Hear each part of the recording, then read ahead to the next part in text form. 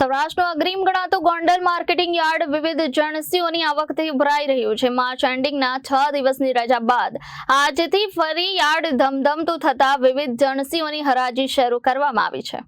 સૌરાષ્ટ્રનું અગ્રીમ ગણાતું Gondal marketing yard વિવિધ જણસીઓની આવકથી ઉભરાઈ ગયું છે। માર્ચ એન્ડિંગના 6 દિવસની રજા બાદ આજથી ફરી યાર્ડ ધમધમતું બન્યું હતું।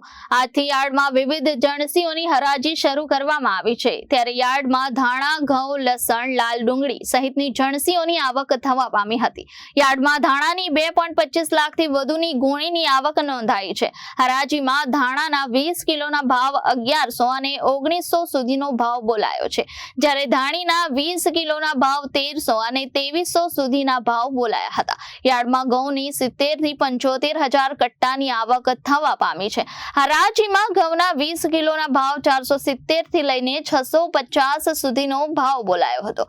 લસણના 3500 થી 4000 કટ્ટાની આવક નોંધાઈ છે, ત્યારે હરાજીમાં લસણના ભાવ 20 કિલોના ભાવ ₹600 થી 1300 સુધીનો ભાવ બોલાયો હતો। સમગ્ર સૌરાષ્ટ્રભરમાંથી ખેડૂતો પોતાની જણસી વેચવા ગોંડલ યાર્ડમાં આવતા હોય છે, ત્યારે યાર્ડના સત્તાધીશો દ્વારા ઘઉં અને ધાણાની જણસીની આવકને લઈને અન્ય કોઈ જાહેરાત ન કરવામાં આવે ત્યાં સુધી આવક સદંતર બંધ કરવામાં આવી છે।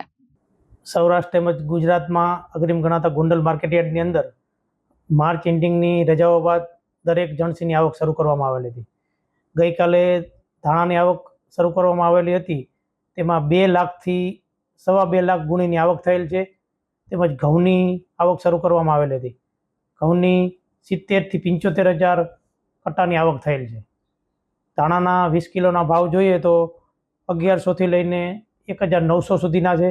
ઘઉંના 20 કિલોના ભાવ જોઈએ તો 600 થી 470 થી 650 સુધીના છે।